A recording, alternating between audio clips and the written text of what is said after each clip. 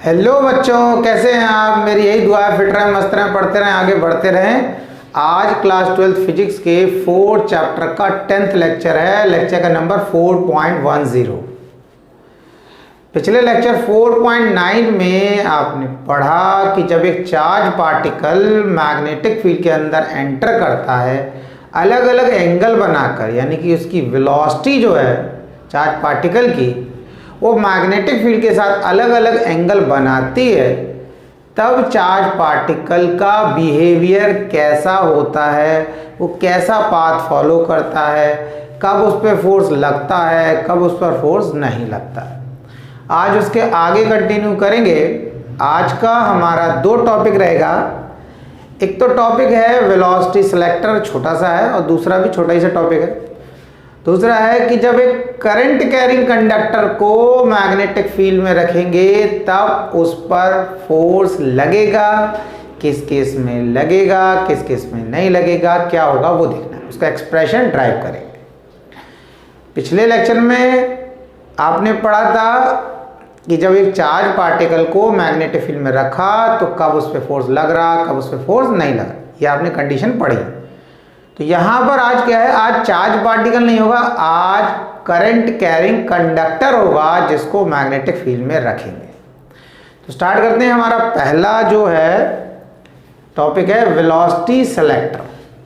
Velocity selector एक ऐसा device है जिसकी हेल्प से हम ये पता करते हैं कि अगर कहीं पर क्रॉस इलेक्ट्रिक और मैग्नेटिक फील्ड दोनों प्रेजेंट है, यानी कि इलेक्ट्रिक फील्ड भी प्रेजेंट है और मैग्नेटिक फील्ड भी प्रेजेंट है, और दोनों एक दूसरे के परपेंडिकुलर हैं, दोनों एक दूसरे के परपेंडिकुलर हैं, तो वो चार्ज पार्टिकल किस वेलोसिटी से उस क्रॉस इलेक्ट्रिक और मैग्नेटिक फील्ड में पास हो कि वो अनडिफ्लेक्टेड चला जाए, ना मैग्नेटिक फील्ड उसे डिफ्लेक्ट करे ना ही उससे इलेक्ट्रिक फील्ड डिफ्लेक्ट करे। आपको पता होगा कि जब एक चार्ज पार्टिकल मैग्नेटिक फील्ड में एंटर करता है तो मैग्नेटिक फील्ड भी उस पर फोर्स लगाती है।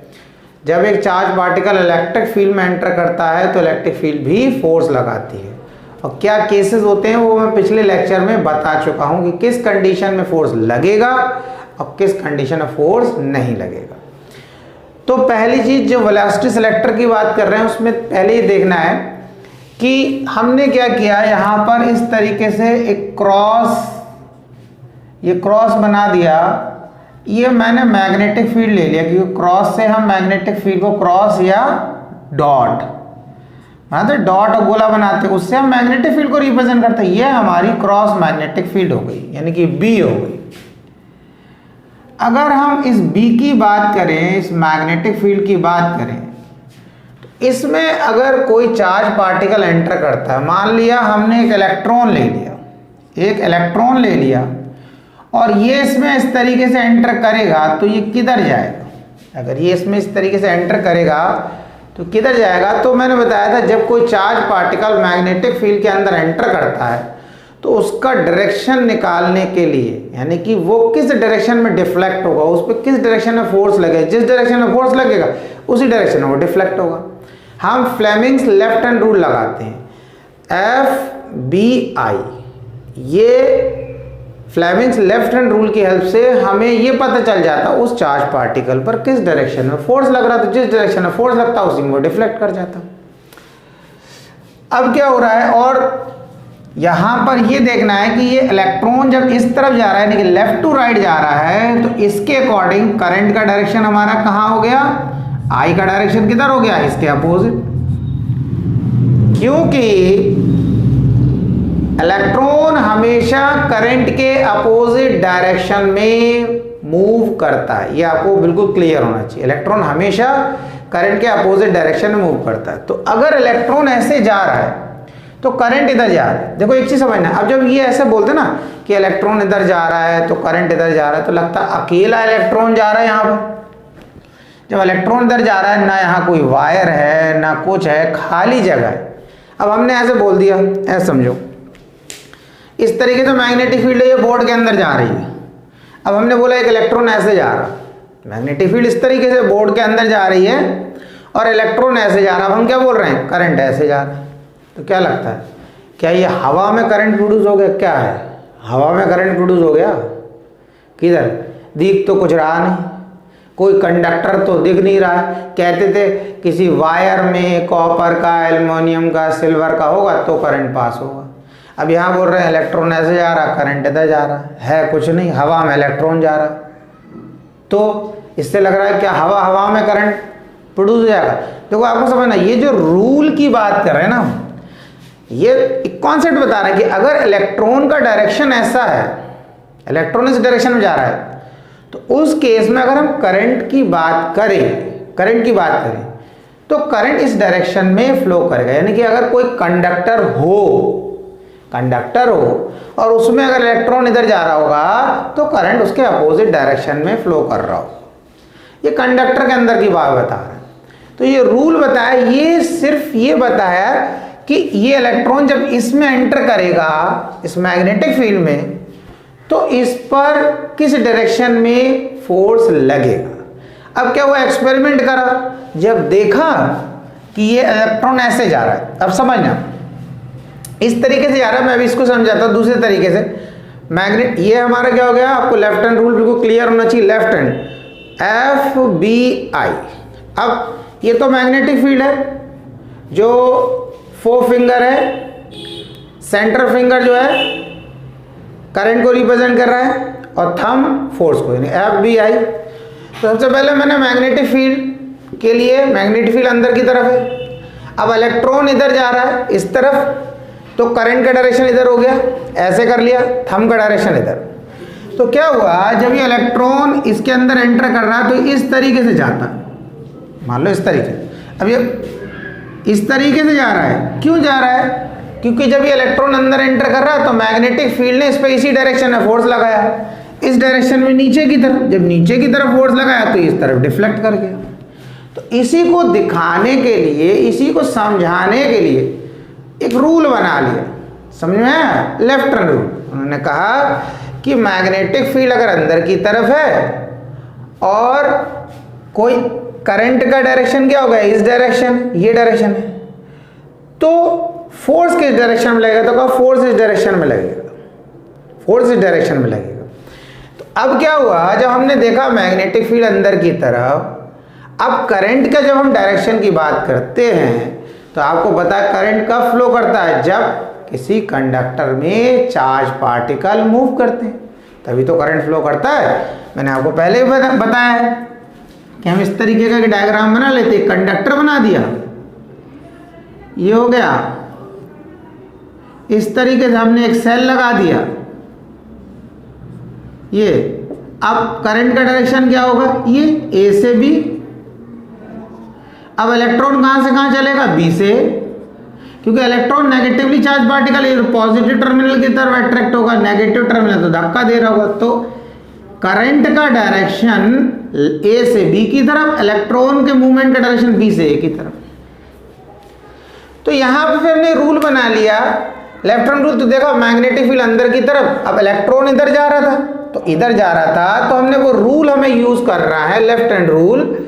तो हमने ये जो सेंट्रल फिंगर है तो करंट को रिप्रेजेंट करता है, तो इलेक्ट्रॉन इधर जा रहा है तो करंट तो इधर जा नहीं सकता, तो करंट कहाँ जाएगा, इधर, इस डायरेक्शन में। अब एक चीज समझना है, कुछ नहीं, कोई कंडक्टर नहीं है यहाँ पर, कोई कंडक्टर नहीं है, लेकिन इलेक्ट्रॉन के डायरेक्शन के अकॉर्डिंग हमने करंट का डायरेक्शन मान लिया। जैसे हम बोले अगर इलेक्ट्रॉन इस इधर देखो, इलेक्ट्रॉन कहाँ जा रहा है, B से, तो करंट क्या बोले, ऐसे अगर हमें मान रहे हैं कि इलेक्ट्रॉन अगर लेफ्ट टू राइट जा रहा है तो करंट राइट टू लेफ्ट जा रहा होगा, राइट टू लेफ्ट जा रहा हो। जब हमने इस तरीके से रूल लगाया तो देखा थंब का डायरेक्शन नीचे आ गया, तो वही चीज देखा कि ये इलेक्ट्रॉन जब इसमें एंटर करता है तो इस तरीके से डिफ्लेक्ट कर जाता है। तो ये डिफ्लेक्शन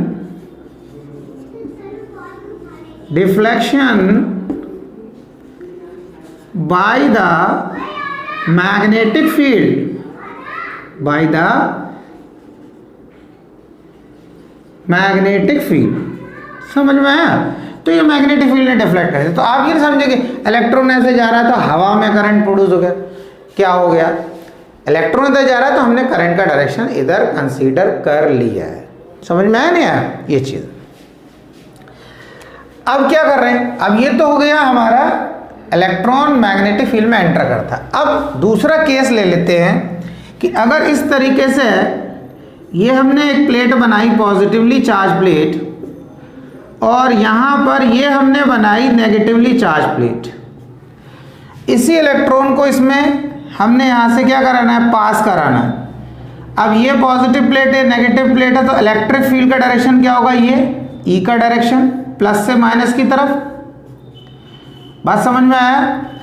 अब इलेक्ट्रॉन जो है वो नेगेटिवली चार्ज पार्टिकल है, जैसे ही इसमें एंटर करेगा, इधर करेगा, तो क्या होगा, ये जो नेगेटिव चार्ज है इस प्लेट पर, ये इसे ऊपर की तरफ धक्का देगा, ये इसे ऊपर की तरफ धक्का देगा, और ये जो पॉजिटिव प्लेट है ये इसे ऊपर की तरफ खींचेगी। तो ये किस तरफ, इस तरफ जाने लगेगा, इस तरीके से। तो ये जो डिफ्लेक्शन हो गया, ये अब ये जो डिफ्लेक्शन हुआ, तो उसको हम क्या लिख सकते हैं, deflection by the electric field. Electric field, बात समझ में आया? तो आपको एक बात समझ में आ रहा होगा कि इलेक्ट्रिक फील्ड से जब ये इलेक्ट्रॉन पास हो रहा है तो इलेक्ट्रिक फील्ड ऊपर की तरफ इस पर फोर्स लगा रही है, तभी तो ऊपर की तरफ डिफ्लेक्ट हो रहा है। मैग्नेटिक फील्ड से पास हुआ, मैग्नेटिक फील्ड नीचे की तरफ लगा रही है। अगर ये जो इलेक्ट्रिक फील्ड फोर्स लगा रही है और ये जो मैग्नेटिक फील्ड फोर्स लगा रही है, अगर ये दोनों बराबर हो जाएं, दोनों बराबर हो जाएं, तब क्या होगा, तब उसके लिए यहां पर देखो, यहां पर एक ऐसा डिवाइस जिसको हम वेलोसिटी सिलेक्टर या वेलोसिटी फिल्टर बोलते हैं, वो डिवाइस है हमारे पास, या वो बोल सकते हैं वो अरेंजमेंट है। तो वो अरेंजमेंट ऐसा है जिसमें दोनों ही प्रेजेंट हैं, दोनों ही प्रेजेंट। कौन दोनों, किसी और की बात नहीं कर रहा हूं, वो दोनों प्रेजेंट हैं। मैं यहाँ इसकी बात कर रहा हूँ इलेक्ट्रिक फील्ड और मैग्नेटिक फील्ड की। तो इलेक्ट्रिक फील्ड भी मैग्नेटिक फील्ड, और बिल्कुल उसी पैटर्न से, जिस पैटर्न से आपने ये अलग अलग हमने बनाया और आपने देखा, क्रॉस बना रखा है, देखो क्रॉस मैग्नेटिक फील्ड है, रेड कलर के क्रॉस दिख रहे होंगे आपको, अंदर की तरफ मैग्नेटिक फील्ड है, और इलेक्ट्रिक फील्ड ऊपर से नीचे की तरफ जा रही है, चार लाइन दिख रहे हो ये ब्लैक कलर की एरोज, ये हमारे इलेक्ट्रिक फील्ड को रिप्रेजेंट कर रहे हैं। अब क्या हो रहा है, अगर इसमें कोई चार्ज पार्टिकल ऐसे एंटर करता है, बात समझ, इसमें एंटर करता है, तो जब वो चार्ज पार्टिकल, हमने इलेक्ट्रॉन ही ले लिया, यहां पर भी इलेक्ट्रॉन लिया था, अब ये इसमें एंटर करेगा, तो यहां पर देखो ये जो क्रॉस मैग्नेटिक फील्ड थी, ये तो इस पर किस डायरेक्शन में फोर्स लगाएगी, अगर सिर्फ मैग्नेटिक फील्ड की बात कर लें, इस तरीके से। अभी आपने यही तो देखा, deflection by the magnetic field. और अगर हम इलेक्ट्रिक फील्ड की बात करें तो इलेक्ट्रिक फील्ड कहां फोर्स लगाएगी, इस पर, इस चार्ज पार्टिकल पर, इस तरीके से। यानी कि ये जो इलेक्ट्रॉन जा रहा है, ये फोर्स किसकी वजह से लगा, बी की वजह से। और अगर इलेक्ट्रिक फील्ड फोर्स लगाएगी तो ये इस डायरेक्शन में जाएगा। ठीक है, अकेले अकेले की बात कर रहे हैं, इंडिविजुअल, कि अकेले सिर्फ जो मैग्नेटिक फील्ड लगाई इधर जाएगा, इलेक्ट्रिक फील्ड अगर लगा दे तो इधर जाएगा, लेकिन यहाँ तो दोनों प्रेजेंट है, यहाँ दोनों प्रेजेंट है। तो अगर ये दोनों ही इस चार्ज पार्टिकल पर इलेक्ट्रॉन पे लगाने लगे फोर्स, और दोनों लगा दे बराबर फोर्स, तो ये किसी की तरफ नहीं जाएगा, ये सीधा चला जाए, अनडिफ्लेक्टेड। बात समझ में आ रहा है? ये क्या चला जाएगा, ये सीधा चला जाएगा, ना ये इलेक्ट्रिक फील्ड जो हमने डायरेक्शन दिखाया इस तरफ ई की वजह से जा रहा था या बी की वजह से जा रहा था नीचे की तरफ, किसी तरफ नहीं जाएगा। हाँ, ये हो सकता है कि अगर ये जो इलेक्ट्रिक फील्ड फोर्स लगा रही है वो मैग्नेटिक फील्ड के फोर्स से ज़्यादा हो जाए तो वो ऊपर चला जाएगा। अगर मैग्नेटिक फील्ड की स्ट्रेंथ ज़्यादा होगी इलेक्ट्रिक फील्ड की स्ट्रेंथ के कंपैरिजन में, यानी कि जो मैग्नेटिक फील्ड फोर्स लगा रही है वो इलेक्ट्रिक फील्ड जो फोर्स लगा रही है उससे ज़्यादा हो जाए तो नीचे चला जाए। लेकिन अगर ये दोनों फोर्स बराबर हो जाएंगे तो वो अनडिफ्लेक्टेड चला जाएगा। तो उसी कंडीशन को हम लेके आगे चलते हैं। अब हमने मान लिया कि इलेक्ट्रिक फील्ड ने जो फोर्स लगाया वो मैग्नेटिक फील्ड ने जो फोर्स लगाया वो दोनों बराबर, दोनों फोर्स लगाए, दोनों के फोर्स बराबर हो गए। तो इलेक्ट्रिक फील्ड जब चार्ज पार्टिकल पे फोर्स लगाएगी तो हम उसकी जगह क्या लिख सकते हैं, QE। इलेक्ट्रिक फील्ड का फॉर्मूला याद आया या भूल गए? E = F/Q, फर्स्ट चैप्टर में था। तो F इज इक्वल टू कितना हो गया, क्यू ई हो गया। और मैग्नेटिक फील्ड जो फोर्स लगाती है चार्ज पार्टिकल पर वो कितना हो जाएगा, q v B sine theta. समझ में आया? अब इस साइन थीटा की जगह हम क्या रख देंगे, साइन 90। इसलिए रख देंगे 90 क्योंकि ये जो साइन थीटा होता है वो चार्ज पार्टिकल की वेलोसिटी और मैग्नेटिक फील्ड के बीच का एंगल होता है। दोनों के बीच में एंगल कितना है, दोनों के बीच में एंगल है 90। कैसे भाई, चार्ज पार्टिकल तो ऐसे घुसा, ऐसे एंटर कर रहा, और मैग्नेटिक फील्ड ऐसी। मैग्नेटिक फील्ड कैसी है, ये रेड कलर का पेन चार्ज पार्टिकल की वेलोसिटी का डायरेक्शन, और मैग्नेटिक फील्ड का ये। अब देखो कैसा डायरेक्शन दिख रहा है, कितना एंगल बनना है इन दोनों के बीच में, 90 बनना नहीं बनना है। वेलोसिटी का डायरेक्शन ये, मैग्नेटिक फील्ड का ये, इन दोनों के बीच में एंगल 90। तो इसलिए अब क्या आ गया हमारा, ये Q से Q कैंसिल हो गया, E equals to v B and sine 90 की वैल्यू कितनी होती है 1, तो V equals to E upon B हो गया। बात क्लियर हुई? चलो बहुत बढ़िया। इससे ही हमें पता चला कि अगर हमें किसी चार्ज पार्टिकल को ऐसी जगह से पास करना है जहां पे cross electric and magnetic field present है, यानी कि इलेक्ट्रिक फील्ड और मैग्नेटिक फील्ड एक दूसरे के परपेंडिकुलर है। देखो इलेक्ट्रिक फील्ड कैसे ऊपर से नीचे लाइन है, ये इलेक्ट्रिक फील्ड इलेक्ट्रिक लाइन से नीचे की तरफ, और मैग्नेटिक फील्ड कैसे है, बोर्ड के अंदर जा रही है। इन दोनों को अगर देखो तो इनके बीच में कितना एंगल बनना है, ये बनना 90। इलेक्ट्रिक फील्ड ऊपर से नीचे की तरफ, मैग्नेटिक फील्ड अंदर की तरफ, दोनों के बीच में एंगल 90। तो हम इसी को बोला है, अगर ऐसी जगह जहां पर क्रॉस इलेक्ट्रिक और मैग्नेटिक फील्ड प्रेजेंट है वहां से किसी चार्ज पार्टिकल को अनडिफ्लेक्टेड पास होना है तो उसकी वेलोसिटी कितनी होनी चाहिए, हम E और B का रेशियो निकाल लेंगे। इस रेशियो से हमें यह पता चल जाएगा कि वो चार्ज पार्टिकल किस वेलोसिटी से हम पास करें कि वो अनडिफ्लेक्टेड चला जाए। या ये हम बोल सकते हैं, अगर कोई चार्ज पार्टिकल यहां से अनडिफ्लेक्टेड जा रहा हो, सपोज कर लिया दूसरे तरीके से समझे, हमने कोई चार्ज पार्टिकल हमने पास करा, वो अनडिफ्लेक्टेड गया, तो हमें ये पता चल जाएगा कि उस चार्ज पार्टिकल की वेलोसिटी क्या है, क्योंकि E जो है इलेक्ट्रिक फील्ड की स्ट्रेंथ जो है वो हम खुद सेट करेंगे, B जो मैग्नेटिक फील्ड है उसकी स्ट्रेंथ भी हमने खुद सेट करा है, E और B की वैल्यू हमें पहले से पता है। तो अगर कोई चार्ज पार्टिकल इससे पास होता अनडिफ्लेक्टेड तो हमें यह पता चल जाएगा उस चार्ज पार्टिकल की वेलोसिटी कितनी है। इतना समझ में आया? ओके। इसी मेथड को यूज करके जे थॉमसन एक जो साइंटिस्ट थे उन्होंने चार्ज मास रेशियो फाइंड किया था। यानी कि चार्ज मास रेशियो क्या हो गया, E upon m. E upon m, E क्या हो गया चार्ज, M क्या हो गया मास। तो ये ऐसा नहीं बोला इलेक्ट्रॉन का भी चार्ज हो सकता है, अगर आप नेगेटिव में लेंगे तो इलेक्ट्रॉन का हो गया, पॉजिटिव ले लिया प्रोटॉन का हो गया, या इसके प्लेस पे हम क्या लिख सकते हैं Q अपॉन एम। ये हो गया चार्ज मास रेशियो। ये किसी दूसरे पार्टिकल के लिए भी हो सकता, ऐसा नहीं सिर्फ इलेक्ट्रॉन की भी हम बात कर रहे हैं या प्रोटॉन की बात कर रहे हैं। सिंगल इलेक्ट्रॉन सिंगल प्रोटॉन को छोड़कर भी अगर उससे ज़्यादा भी हैं तो उस केस की भी बात करें। चार्ज मास रेशियो को फाइंड करने के लिए जे थॉमसन ने इस मेथड को यूज़ किया। इतना क्लियर हो गया? ओके, नोट कर लें। अब हमारा जो नेक्स्ट टॉपिक है वो है कि जब हम एक करंट कैरिंग कंडक्टर को मैग्नेटिक फील्ड में रखते हैं तो मैग्नेटिक फील्ड उस कंडक्टर पर कितना फोर्स लगाएगी उसका एक्सप्रेशन ड्राइव करना है। समझ आया? तो हमने क्या किया, यहाँ पर पहले ये यूनिफॉर्म मैग्नेटिक फील्ड बना लिया इस तरीके से। पैरेलल लाइंस बनानी है, parallel lines uniform magnetic field को रिप्रेजेंट करेगी, ठीक है, ये बना लिया। अब इसमें क्या किया, हमने एक कंडक्टर रख दिया, इसमें एक कंडक्टर रख देते हैं, फिर उसमें करंट दे देंगे। इस तरीके से हमने एक कंडक्टर रख दिया,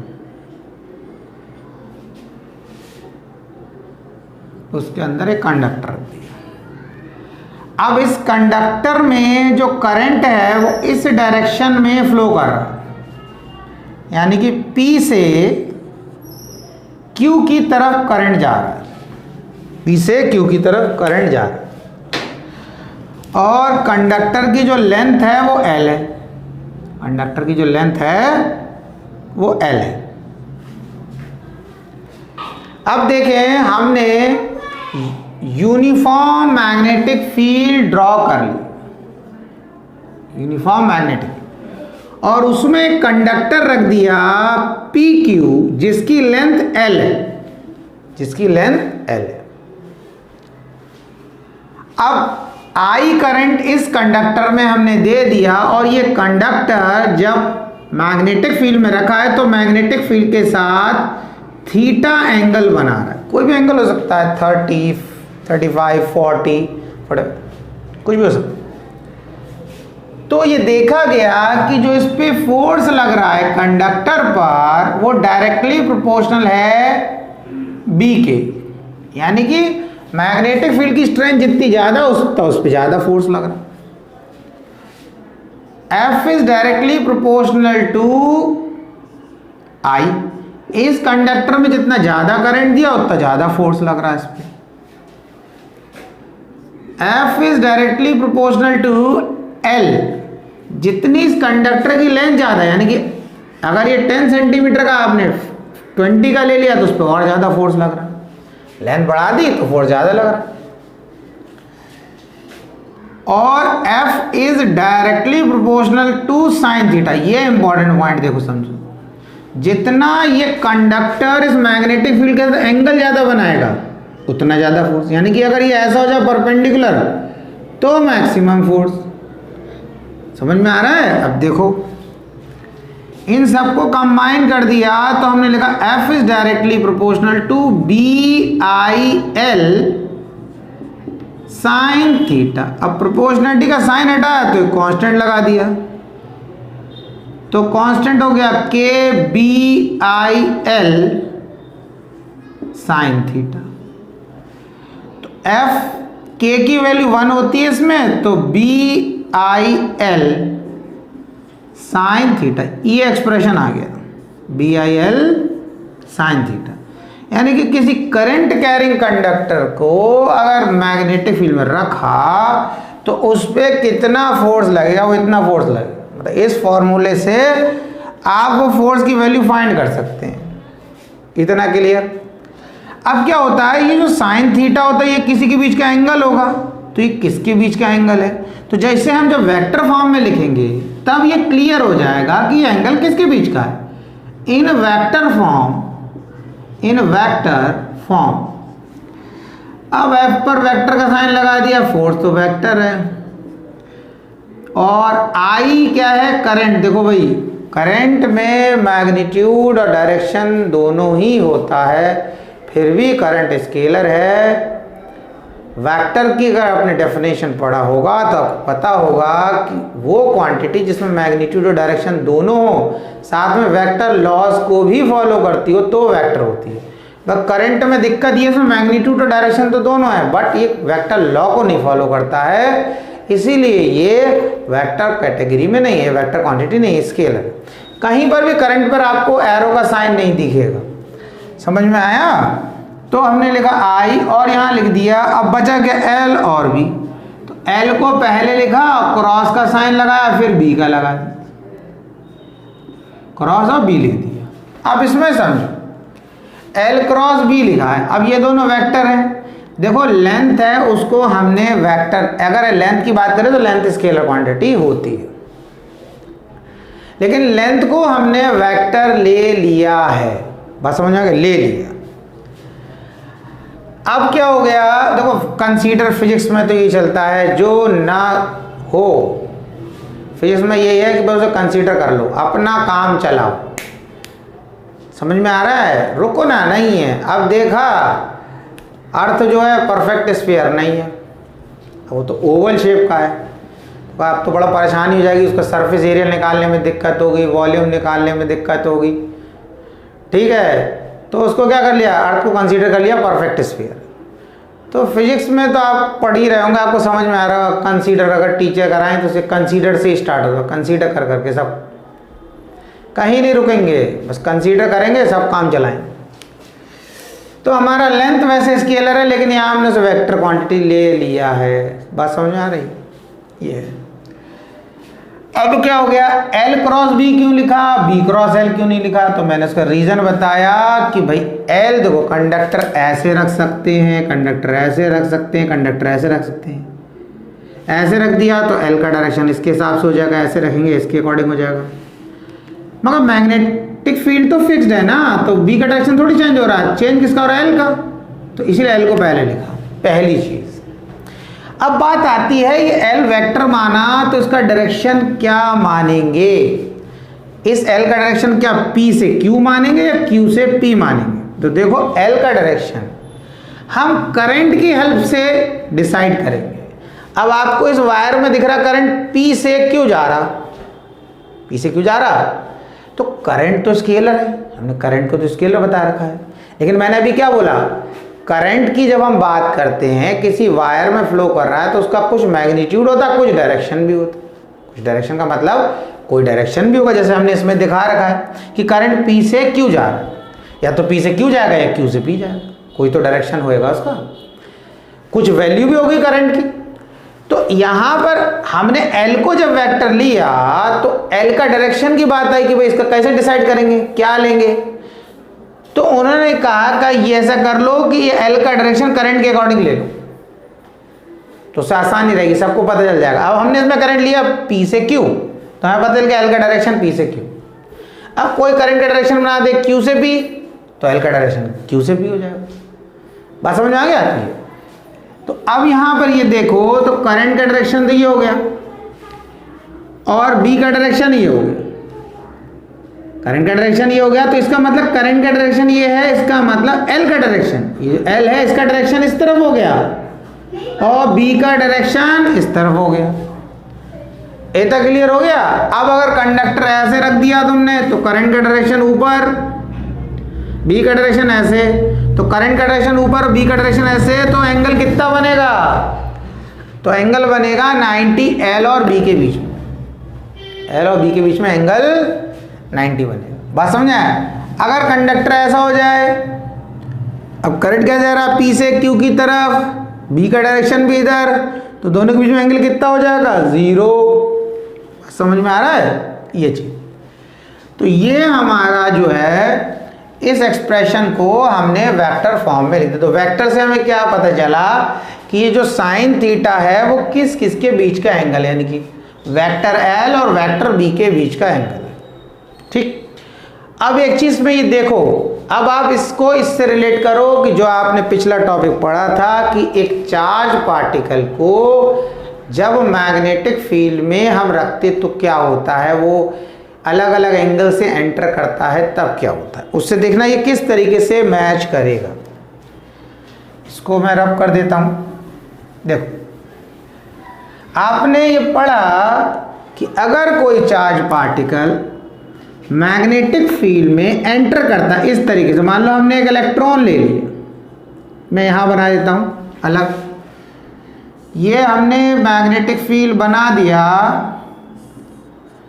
और इसमें एक इलेक्ट्रॉन को एंटर कराया, इस तरीके से इलेक्ट्रॉन को घुसाया। अब इलेक्ट्रॉन किस डायरेक्शन में जा रहा है? मैग्नेटिक फील्ड के डायरेक्शन में ही जा रहा है। इलेक्ट्रॉन की कुछ वेलोसिटी होगी, तो बताओ क्या इस इलेक्ट्रॉन पे फोर्स लगेगा? बताओ, लगेगा?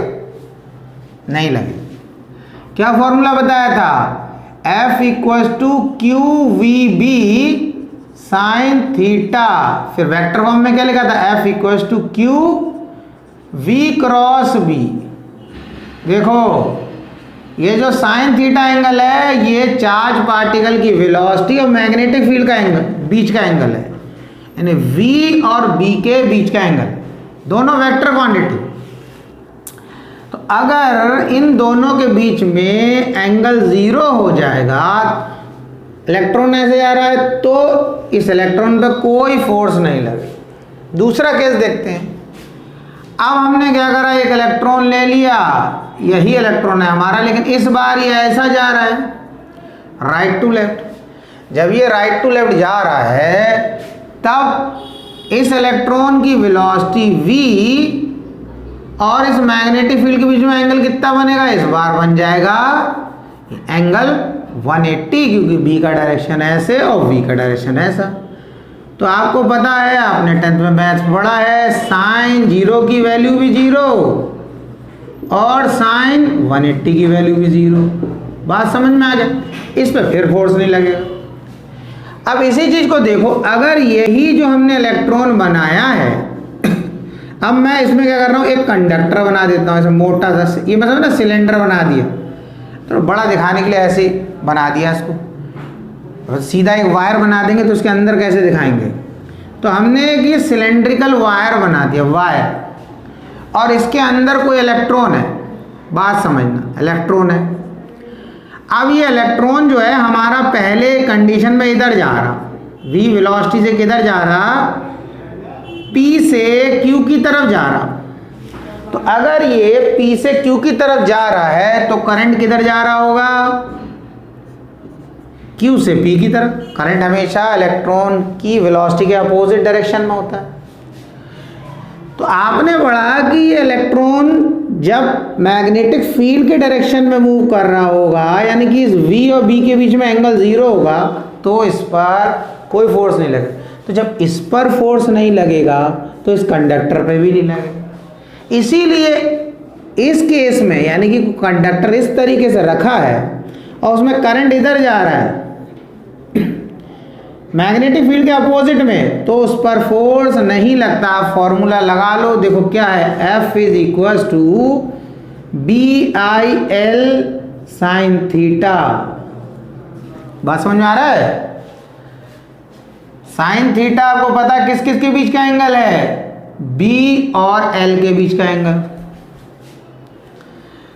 B और L के बीच का एंगल।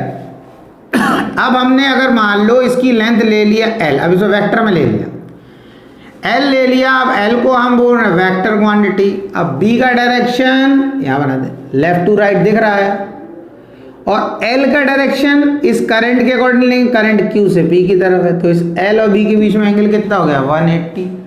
साइन 180 की वैल्यू कितनी होती है, 0 पुट कर दोगे सबको 0 हो जाएगा। समझ में आया? अब इसी में एक और केस ले लो, कंडक्टर हमारा यही है, ठीक है, कंडक्टर हमारा यही है, लेकिन अब हम क्या मानेंगे, हमारा इलेक्ट्रॉन इसमें जा रहा था लेफ्ट से राइट, अब हम मानेंगे हमारा इलेक्ट्रॉन जा रहा है राइट से लेफ्ट, यानी कि Q टर्मिनल से P की तरफ जा रहा है हमारा इलेक्ट्रॉन। तो इलेक्ट्रॉन की वेलोसिटी का डायरेक्शन ये हो गया।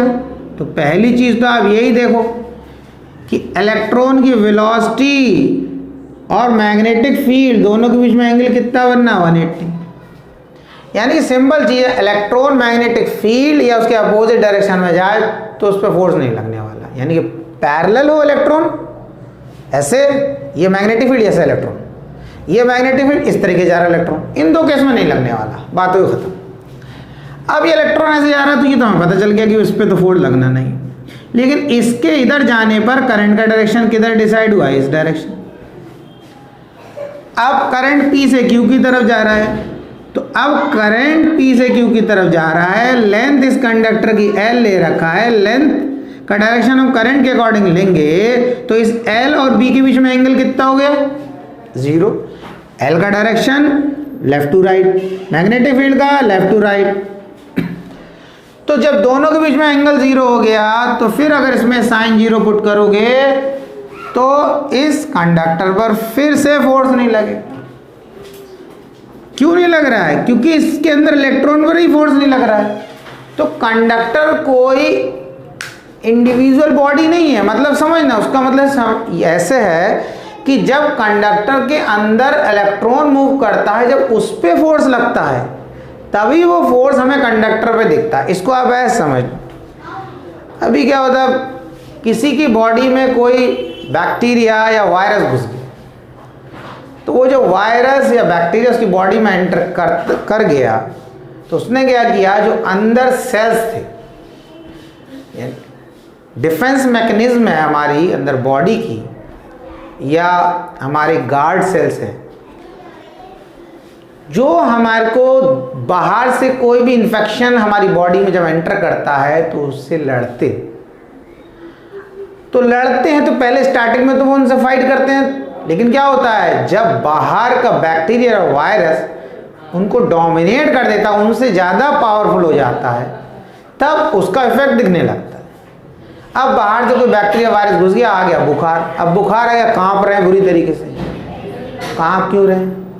क्योंकि हमारी बॉडी के अंदर जो सेल्स हैं, जो बाहर से बैक्टीरिया वायरस एंटर कर गया है, वो इनको क्या कर रहा है? इफेक्टेड कर। जब उन पर इफेक्ट प्रोड्यूस कर रहा है, उनको नुकसान पहुंचा रहा है, उसका इफेक्ट कहाँ दिख रहा है? हमारी बॉडी पे। हम कांप रहे हैं, ठंड ज़्यादा लग रही, कांप रहे हैं, यही तो हो रहा है। बिल्कुल वैसे ही केस है कि जब इस कंडक्टर को आप मैग्नेटिक फील्ड में रखोगे तो इसके अंदर जो इलेक्ट्रॉन है, अब कंडक्टर ऐसा नहीं कि आपने कंडक्टर ऐसे रख दिया उस पर फोर्स लगने लगेगा मैग्नेटिक फील्ड में। जब तक कंडक्टर में आप करंट नहीं देंगे, यानी कि उसमें इलेक्ट्रॉन मोशन में नहीं आएंगे, चार्ज पार्टिकल मोशन में नहीं आएंगे, तब तक उस पर फोर्स नहीं लगने वाला। अब वो चार्ज पार्टिकल जब मोशन में आए तो जब उन चार्ज पार्टिकल पे वो मैग्नेटिक फील्ड फोर्स लगाएगी, तभी वो फोर्स उस कंडक्टर पर दिखेगा। बात समझे? तभी वो फोर्स उन कंडक्टर पर दिखेगा आपको। बात समझ में? अगर उस कंडक्टर के अंदर इलेक्ट्रॉन है, उन्हीं पर फोर्स नहीं लगेगा, तो वो फोर्स आपको कंडक्टर पर भी नहीं दिखेगा। यानी कि आप क्या बोलोगे? इस कंडक्टर पे कोई फोर्स नहीं लग रहा है।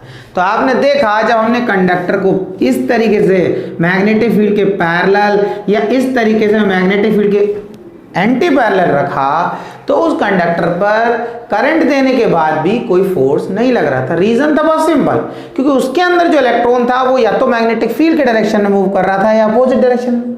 भाई आपने ऐसे रखा तो करंट के अकॉर्डिंग है, करंट इधर जा रहा होगा तो इलेक्ट्रॉन इधर, करंट इधर तो इलेक्ट्रॉन इधर।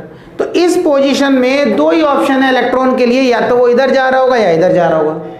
दोनों ही केस में अगर इलेक्ट्रॉन ऐसा मोशन करता है, मैग्नेटिक फील्ड ऐसे है, इलेक्ट्रॉन ऐसे जाता है या इस तरफ जाता है, तो उस इलेक्ट्रॉन पर फोर्स नहीं लगता, तो इसीलिए वो कंडक्टर पे नहीं लगता। लेकिन जैसे ही कंडक्टर कुछ एंगल बनाता है, तो कंडक्टर ने एंगल वाला ऐसे बनाया, 10 डिग्री बनाया। अब 10 डिग्री बनाया तो अब इलेक्ट्रॉन या तो इधर जा रहा होगा या इधर जा रहा होगा। अब उस इलेक्ट्रॉन पे फोर्स लगना स्टार्ट हो गया। जब इलेक्ट्रॉन पे लगना स्टार्ट हो गया, इसका मतलब अब वो फोर्स आपको कंडक्टर पे दिखेगा।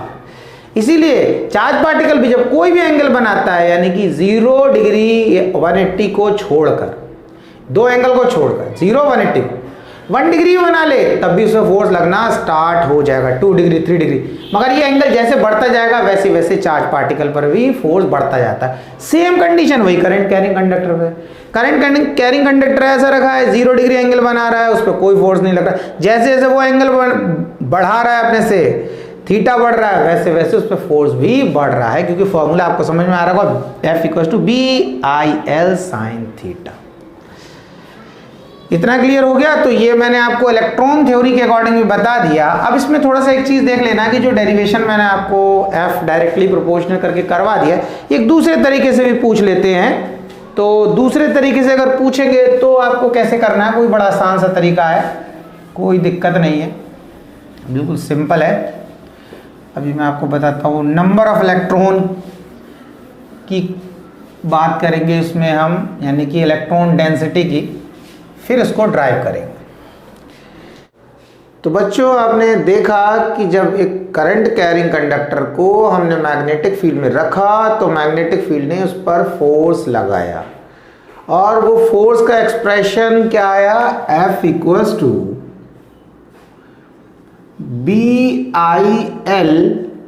sin theta. ये एक्सप्रेशन आ गया। अगर वेक्टर फॉर्म में लिखें तो F=IL क्रॉस B, ये हमारा वेक्टर फॉर्म में एक्सप्रेशन हो गया। इसमें एक पॉइंट समझ लें, उसके बाद आगे प्रोसीड करेंगे। यहां पर F वेक्टर है, L वेक्टर है और B वेक्टर है। F L के साथ 90 डिग्री बनाएगा और F B के साथ भी 90 डिग्री ही बनाएगा, यानी कि F परपेंडिकुलर टू L रहेगा हमारा, और F perpendicular to B। F दोनों के ही परपेंडिकुलर होगा, यानी कि F, L और B दोनों के परपेंडिकुलर रहेगा। इतना क्लियर हो गया। इनके बीच में कोई भी एंगल हो L और B के, उससे मतलब नहीं रहेगा। इनके बीच में 10 डिग्री है, इनके बीच में 20 डिग्री है, इनके बीच में 30 डिग्री है। अगर बात करें 0 डिग्री की, 0 180 में तो फोर्स ही नहीं लगेगा। तो जब फोर्स लगेगा ही नहीं तो एंगल की तो फिर बात ही नहीं करेंगे कि F और L के साथ कितना एंगल बनाएगा F B के साथ, उस केस में तो फोर्स ही नहीं लग रहा। लेकिन जब फोर्स लगेगा तब L और B के बीच में कोई भी एंगल होगा, फोर्स L के साथ परपेंडिकुलर रहेगा, फोर्स मैग्नेटिक फील्ड के साथ परपेंडिकुलर रहेगा। ये हमेशा ध्यान रखना, क्योंकि बोर्ड के एग्जाम में पूछा जाता है ना कि एक करंट कैरिंग कंडक्टर को मैग्नेटिक फील्ड में रख दिया तो उसका एक्सप्रेशन क्या होगा, तो आपने एक्सप्रेशन लिख दिया ये F equals to BIL sine theta. साथ में उन्होंने यही पूछ लेते कि कौन कौन से पेयर्स एक दूसरे के परपेंडिकुलर होंगे, which pairs are perpendicular to each other. तो कौन कौन से जब पेयर की बात कर रहे हैं तो देखो दो पेयर बनने, F और L एक पेयर और F और B दूसरा पेयर। F L के साथ परपेंडिकुलर होगा, F B के साथ भी परपेंडिकुलर होगा, और हमेशा इन दोनों के बीच में कोई भी एंगल बन रहा हो। बात समझ में आ गया? ठीक। अब क्या है, ये तो आपने देख लिया। अब यहां पर एक चीज और समझ लो, जैसे हम इसी डायग्राम के अकॉर्डिंग अगर समझें कि L का डायरेक्शन हमने ऐसे दिखाया, ये अगर L वेक्टर की बात करें तो L का डायरेक्शन मैं पहले ही बता चुका हूं। L वेक्टर क्वांटिटी हमने ले रखा है। जब L के डायरेक्शन की बात होती है तो जो डायरेक्शन करंट का होता है वही डायरेक्शन हम L का ले लेते हैं। L का डायरेक्शन ये है और मैग्नेटिक फील्ड का ये है, तो F का डायरेक्शन क्या होगा, F का डायरेक्शन अंदर की तरफ, F का डायरेक्शन अंदर की तरफ होगा। बात समझ में आ रहा है? यानी कि मैं ऐसे बताता हूं, ये रेड कलर का पेन जो है वो मैग्नेटिक फील्ड, ब्लू कलर का जो पेन है वो हमारा L को रिप्रेजेंट कर रहा है, वेक्टर L को रिप्रेजेंट कर रहा है। तो F का डायरेक्शन क्या होगा, F का डायरेक्शन ये ऐसे आएगा।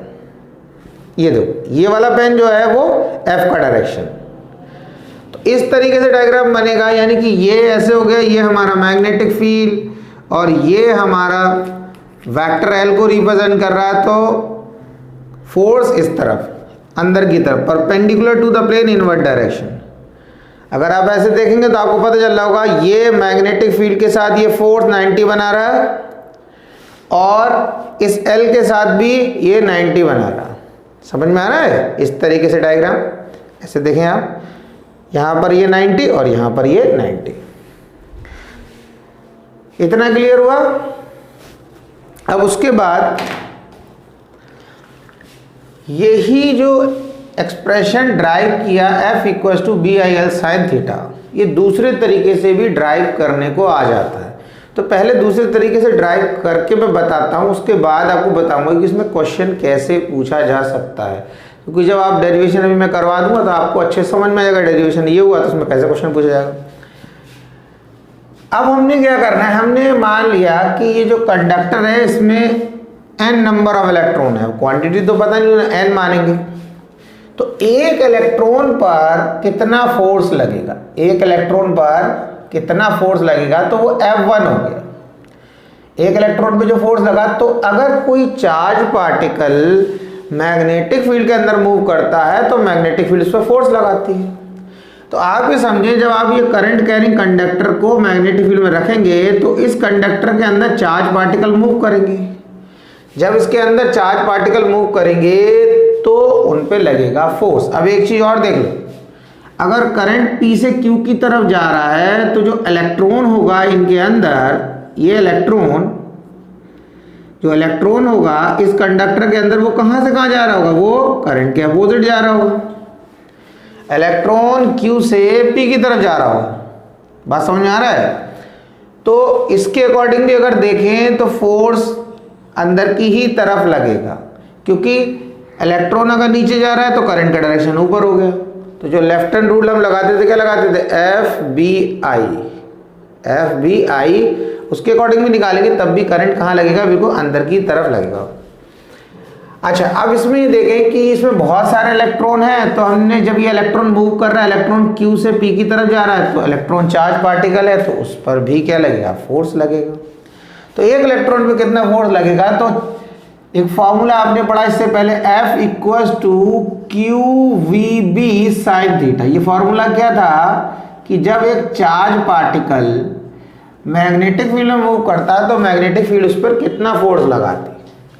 अब यहां पर ये देखें, Q इक्वल्स टू एन ही होता है, Q इक्वल्स टू एन ही होता है। If n equals to 1, n 1 हो गया तो Q इक्वल्स टू E हो गया। तो ये याद रखना, ये बहुत जगह यूज होता है कि Q लिखा है उसकी जगह E लिख दिया। तो जब एक इलेक्ट्रॉन के चार्ज की बात कर रहे होंगे तो Q की जगह E लिखेंगे। तो हमारा ये फॉर्मूला क्या बन गया, F equals to E, Q की जगह E लिख दिया और VB साइन थीटा बन गया, ये बन गया। इस एक्सप्रेशन को हम यूज करेंगे। तो एक इलेक्ट्रॉन पे कितना फोर्स लग रहा था, F1 लिख दिया, E के प्लेस पर E लिख दिया। अब क्या है, इसमें तो बहुत सारे इलेक्ट्रॉन है, इलेक्ट्रॉन कोई भी ले लो, हर इलेक्ट्रॉन का चार्ज तो E होगा, ये तो फिक्स्ड है। लेकिन अलग अलग इलेक्ट्रॉन की वेलोसिटी अलग अलग होगी, कोई किसी वेलोसिटी चल रहा होगा, कोई किसकी वेलोसिटी चल रहा होगा। तो अब कौन सी वेलोसिटी लेंगे, तो हम क्या करेंगे, हम एवरेज वेलोसिटी लेंगे सबकी। तो एवरेज वेलोसिटी को हम क्या बोलते थे, ड्रिफ्ट वेलोसिटी। तो हमने v की जगह क्या लिख दिया, यहाँ पे लिख दिया vd, ये ड्रिफ्ट वेलोसिटी ले लिया, और b के प्लेस पर b और साइन थीटा कर दिया। इतना क्लियर हुआ, ठीक। अब क्या करना है, अब हमें ये देखना है इस कंडक्टर में टोटल इलेक्ट्रॉन्स हैं कितने। इलेक्ट्रॉन्स मतलब फ्री इलेक्ट्रॉन जो मूव कर सकते, उनकी बात कर रहे हैं। इलेक्ट्रॉन सारे प्रेजेंट उनकी बात नहीं कर रहे हैं, जो फ्री हैं उनकी बात कर रहे हैं। तो क्या होता है, जैसे कोई एटम है, उसमें हमने मान लिया एल्यूमिनियम की बात कर लिया, तो एल्यूमिनियम का एटॉमिक नंबर आपको पता है। अब एल्यूमिनियम की बात कर रहे हैं Al, तो इसका एटॉमिक नंबर कितना है, 13 है, 13 है। इसका इलेक्ट्रॉनिक कॉन्फ़िगरेशन देखेंगे 283, ये आ गया। अब जब एल्युमिनियम के वायर से करंट पास हो रहा है तो हो सकता है एल्युमिनियम का एक ही इलेक्ट्रॉन फ्री हो, लास्ट ऑर्बिट वाला फ्री हो रहा है, या दो हो रहे हैं या तीन हो रहे हैं, मान लो तीनों फ्री हो गए, तो तीन ही तो फ्री हुए, लेकिन इलेक्ट्रॉन कितने, इलेक्ट्रॉन तो 13 है, लेकिन फ्री कितने हुए, फ्री सिर्फ 3 हुए जो लास्ट आउटर मोस्ट शेल में है। तो बचे, इन तीन को छोड़ दे तो बचे 10। तो इसी तरीके से अगर हम टोटल एक एल्यूमिनियम एटम की बात करें, उसके पास टोटल 13 इलेक्ट्रॉन्स हैं, लेकिन कितने फ्री कर रहा है, मतलब कितने उसने अपनी छोड़ दिए हैं जो इस कंडक्टर में इधर उधर घूम रहे हैं, तो कहा वो 3 है मान। तो इसलिए जब भी हम बात करते हैं इस फ्री चार्ज कैरियर्स की, तो उन इलेक्ट्रॉन की बात करते हैं जो कंडक्टर में फ्री टू मूव है, जो अपने एटम को छोड़कर इधर उधर मूव कर रहे हैं। जो एटम के साथ बॉन्डेड है उनकी बात नहीं करेंगे, मतलब अगर हम इसकी बात कर ले एल्युमिनियम की, तो 3 इलेक्ट्रॉन की बात करेंगे। एक एटम कितने रिलीज कर रहा है, 3, बाकी इनकी बात नहीं करेंगे, जो बचे 10। तो फ्री इलेक्ट्रॉन जिन्हें एटम ने छोड़ दिया। तो क्या हो रहा है इसमें, टोटल इलेक्ट्रॉन्स, फ्री इलेक्ट्रॉन कितने होंगे, तो हमने लिखा कैपिटल N, ये हमारा total number of free electrons. तो वो हमने बराबर लिखा N is the number of electrons per unit volume. देखो n का मतलब क्या है, n का मतलब बड़ा सिंपल है, 1 मीटर क्यूब में कितने इलेक्ट्रॉन्स प्रेजेंट है। फ्री इलेक्ट्रॉन की बात हो रही है, इलेक्ट्रॉन बोल रहे हैं, तो आप ये समझना फ्री इलेक्ट्रॉन्स। 1 मीटर क्यूब में कितने फ्री इलेक्ट्रॉन्स हैं। 1 मीटर क्यूब का मतलब है 1 metre length, 1 metre breadth, 1 metre height, तो उसमें कितने फ्री इलेक्ट्रॉन्स प्रेजेंट है। अब आप सोच रहे हो यहाँ तो ये तो वायर ले रखा है, इसमें कहाँ से लेंथ ब्रेथ हाइट आ गई। देखो अगर वायर लोगे तो वो भी सिलेंड्रिकल शेप का होगा, और जब सिलेंड्रिकल शेप का होगा तो उसका कुछ वॉल्यूम होगा। तो वॉल्यूम की तो बात कर रहे हैं, तो ये जरूरी नहीं सब जगह लेंथ ब्रेथ ऐसे करके हाइट ही हम दिखा पाए, हम तो वॉल्यूम की। तो सिलेंडर का वॉल्यूम कैसे निकालेंगे, अगर मान लो हमने इस तरीके से ले लिया, ये हमारा सिलेंडर होगा, यानी कि वायर है, उसको थोड़ा सा बड़ा दिखा दिया मैग्नीफाइड करके, ये इसका एंड हो गया P, ये एंड हो गया Q, और ये इसका क्रॉस सेक्शनल एरिया हो गया A, और लेंथ हो गई L। तो अब इसका वॉल्यूम कितना होगा, वॉल्यूम हो जाएगा area into length. Area into length, अगर यूनिट इसकी निकालो तो क्या हो जाएगा मीटर क्यूब, वॉल्यूम की क्या होती है मीटर क्यूब। तो उसी वॉल्यूम की बात कर रहे हैं, वो कह रहे हैं 1 मीटर क्यूब, 1 मीटर क्यूब में कितने इलेक्ट्रॉन है, तो कहा n, और कहा इस कंडक्टर का टोटल वॉल्यूम कितना है, तो कहा A इंटू एल। तो total number of free electrons आ गए, इस वायर के अंदर कितने फ्री इलेक्ट्रॉन प्रेजेंट है। ठीक है, अब इन सब पे ही फोर्स, जितने फ्री हैं वो मूव कर रहे हैं, जब मूव कर रहे हैं तो उन पे फोर्स लग रहा है। ठीक है, अब आपने देखा है भाई, देखो जो रुका हुआ होता है उस पर वैसे ही फोर्स नहीं लगता। ठीक है, घर में आप बैठे हो, आप पढ़ रहे हो, आपका मूवमेंट नहीं हो रहा है, कोई कुछ नहीं बोलेगा आपसे, इधर निकल लिए उधर निकल लिए गाड़ी लेकर, पापा आए बोले अरे भाई कहाँ गया, उधर गया, अरे बहुत घूम रहा है। मम्मी ने कहा घर पे बैठता ही नहीं है, बुलाओ उसे, घर पे बैठाओ, बहुत ज़्यादा घूम रहा। तो ये क्या है, मोशन में आए तो फोर्स लगना शुरू हो गया, मम्मी का ही फोर्स लगा, पापा का ही फोर्स लगा। अभी घर पे बैठे हैं तो कोई कुछ ना बोल रहा। तो वही चीज़ है, जैसे ही चार्ज पार्टिकल मोशन में आ रहे हैं मैग्नेटिक फील्ड में, तो मैग्नेटिक फील्ड उन पे फोर्स लगा रही। तो इतने फ्री इलेक्ट्रॉन्स होगा, जब जितने फ्री इलेक्ट्रॉन्स होंगे सब पे फोर्स लगेंगे। बात समझ में आए, जितने फ्री होंगे सब पे फोर्स लगेंगे, और जो फ्री नहीं होगा उसकी तो बात ही नहीं कर रहे। तो अब टोटल फोर्स कितना हो जाएगा, F इक्वल्स टू, एक इलेक्ट्रॉन पे तो इतना लग रहा, तो हम क्या लिख सकते हैं, F1, एक इलेक्ट्रॉन पे इतना लग रहा, टोटल फ्री इलेक्ट्रॉन कितने n, तो ये F हमारा क्या होगा, टोटल फोर्स आ गया, जितने फ्री इलेक्ट्रॉन सब पर।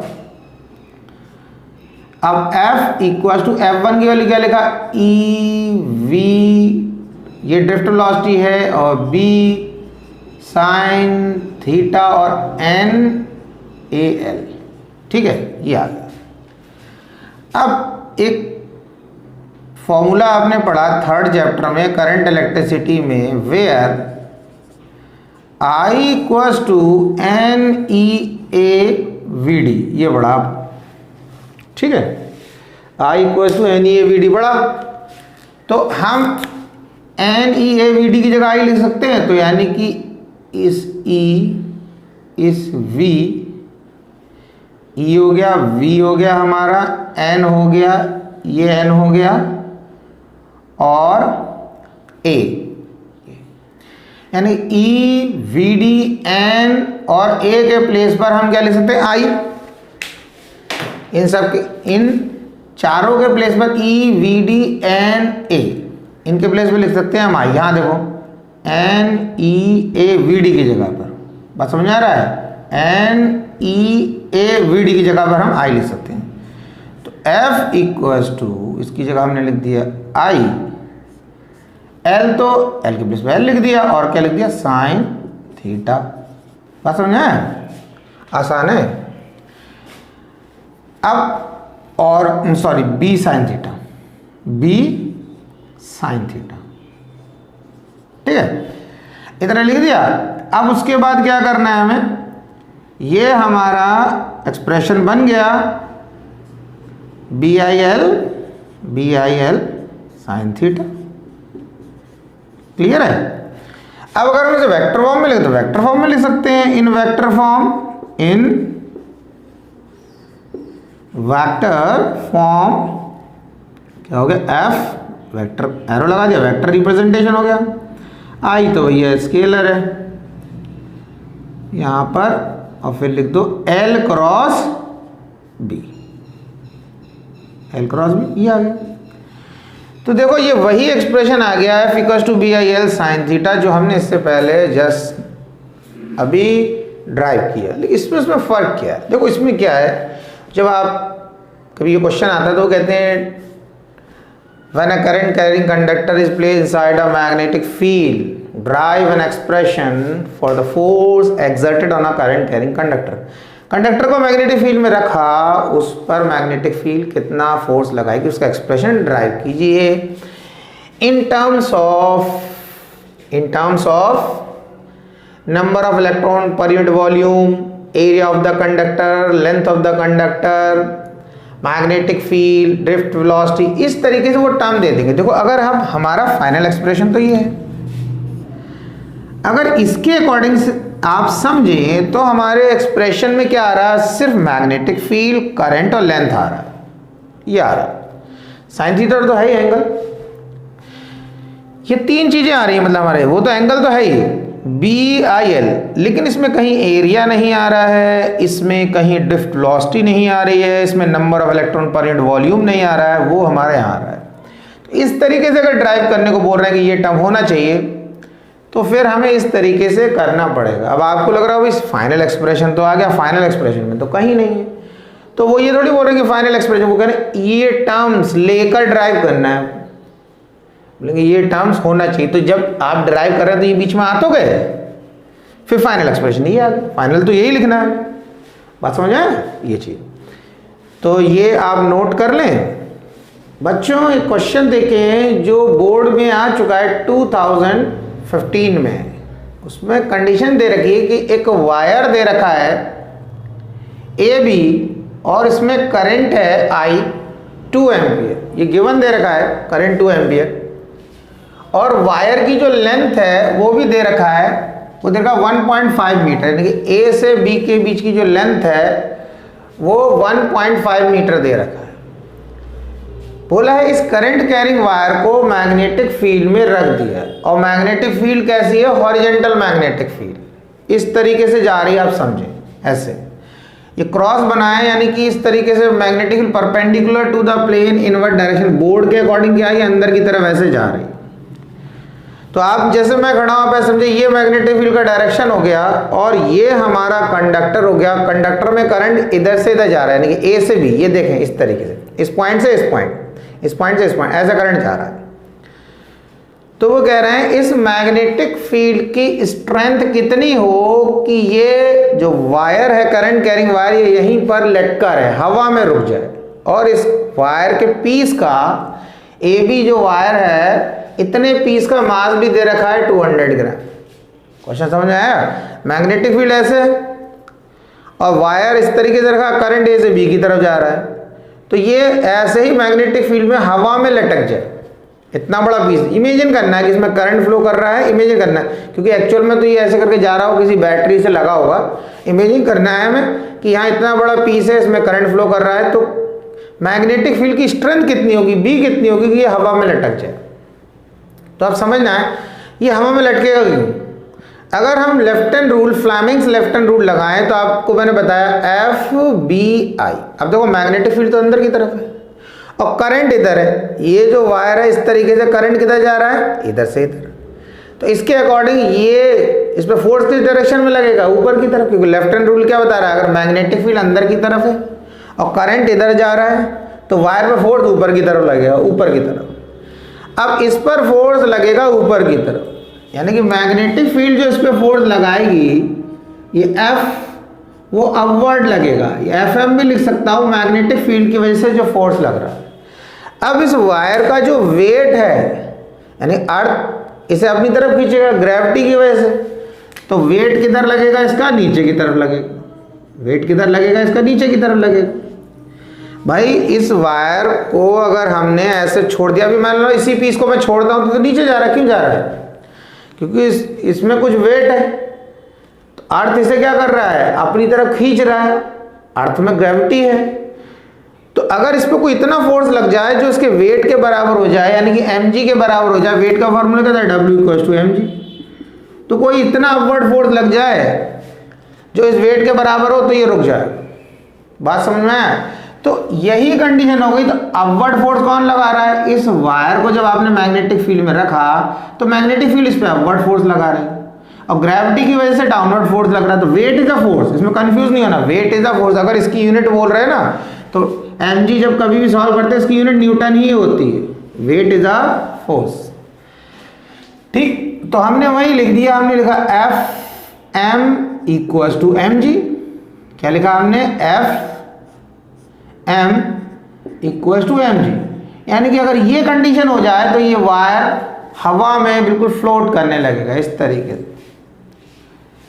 तो F, अब मैग्नेटिक फील्ड में जब किसी करंट कैरिंग कंडक्टर को रखते हैं तो वो मैग्नेटिक फील्ड कितना फोर्स लगाती है? वो फोर्स लगाती है BIL sine theta equals to FG। अब बात आ रही साइन थीटा कितना होगा, तो साइन थीटा आपको पता है किस किस के बीच का एंगल होता है? L और B के बीच का एंगल। अब देखो मैग्नेटिक फील्ड तो ऐसे जा रही अंदर की तरफ, मैग्नेटिक फील्ड तो इस तरफ जा रही है अंदर की तरफ, और करंट का डायरेक्शन क्या होगा ये दिखा रखा है। तो जो डायरेक्शन करंट का होता है वही डायरेक्शन हम किसका लेते हैं? L का। L अगर हमारा वेक्टर है तो इसका डायरेक्शन भी A से B की तरफ। तो भाई L का डायरेक्शन ऐसा हो गया, मैग्नेटिक फील्ड का ऐसा, दोनों का इधर देखो, ये हमारा रेड पेन है, ये L का डायरेक्शन बता रहा है, मैग्नेटिक फील्ड अंदर की तरफ है। तो कितना एंगल बनना है यहाँ पे? देखो 90 बनना नहीं बनना है? तो यहाँ पर ये जो एंगल हो गया तो 90 हो गया, तो क्या बचा? BIL साइन 90 की वैल्यू कितनी होती है? साइन 91 के बराबर होता है। ठीक है, और साइन 0 पता होगा, साइन 0 0 के बराबर, साइन 0 डिग्री, और साइन 90 डिग्री 1 हो गया। तो ये तो हमारा 1 हो गया साइन 90, इसके प्लेस पे हमने साइन 90 लिख देना है, और इक्वल्स टू mg। उसके बाद b equals to mg upon IL कर दिया। तो b इक्वल्स टू, अब मास कितना दे रखा है? 200 ग्राम। तो आपको पता, देखो लेंथ मीटर में SI यूनिट है, लेंथ की मीटर, करंट एम्पियर में दे रखा है, ये भी SI में दे रखा है करंट की वैल्यू।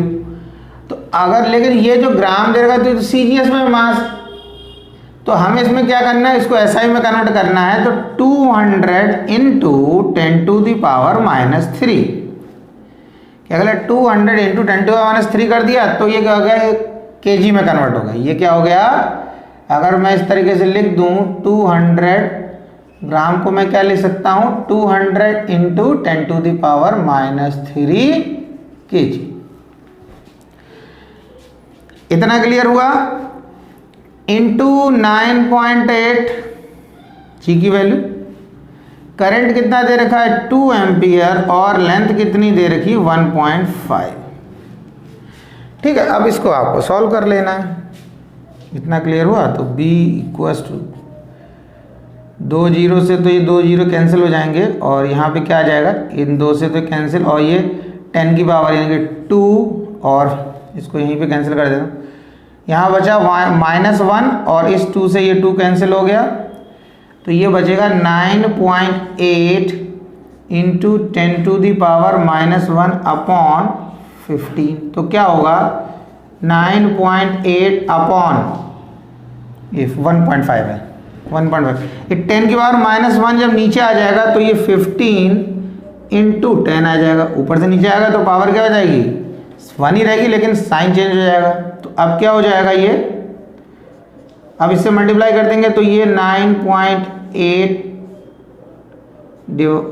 डिवाइडेड बाई 15 हो जाएगा। 1.5 को मल्टीप्लाई करेंगे 10 से तो 15 आ जाएगा, और फाइनली सॉल्व करके 0.65 आ जाएगा। अब ये b निकालना है तो ये हमारा टेस्ला हो जाएगा। समझ आया क्वेश्चन? नोट कर लो। ठीक है, तो बच्चों आज का लेक्चर यहीं ख़त्म करते हैं। नेक्स्ट लेक्चर में मिलेंगे नेक्स्ट टॉपिक के साथ। कोई भी प्रॉब्लम है, कोई भी दिक्कत है, किसी टॉपिक में कुछ समझ में नहीं आता है तो आप कमेंट बॉक्स में मुझे कमेंट करके बताएं, मैं उस पर एक वीडियो बना दूंगा, और उम्मीद करता हूँ वो आपके लिए हेल्पफुल होगा। बिल्कुल टेंशन ना लें, फ्री माइंड से पढ़ें, और अगर आपको लेक्चर अच्छा लगता है तो अपना फीडबैक ज़रूर दें। अगर आपको लेक्चर सही लगता है तो उसे लाइक करें, कमेंट बॉक्स में कमेंट करके बताएं, क्योंकि हम लोग जो वीडियो बनाते हैं वो आपके फीडबैक को देखकर भी बनाते हैं कि बच्चे कैसा फीडबैक दे रहे हैं। अगर किसी बच्चों को कोई प्रॉब्लम हो रही है, बच्चे को चाहते हैं कि इसमें ऐसा एडिशन होना चाहिए, तो वो भी हम ऐड करेंगे उसमें। तो वो जब आप हमें अपना फीडबैक देंगे तभी हमें पता चलेगा। ओके, पढ़ते रहें, कोशिश करते रहें। कोशिश करने वालों की हार नहीं होती, मेहनत कभी बेकार नहीं होती। पढ़ते रहें, आगे बढ़ते रहें, बिल्कुल टेंशन ना लें, लगे रहें। बस लगे रहोगे तो एक दिन रिज़ल्ट आएगा, और बहुत अच्छा रिज़ल्ट आएगा। ठीक है, मेरी यही दुआ है कि आपका एक अच्छा सा रिज़ल्ट आए जब आप बोर्ड का एग्ज़ाम दें।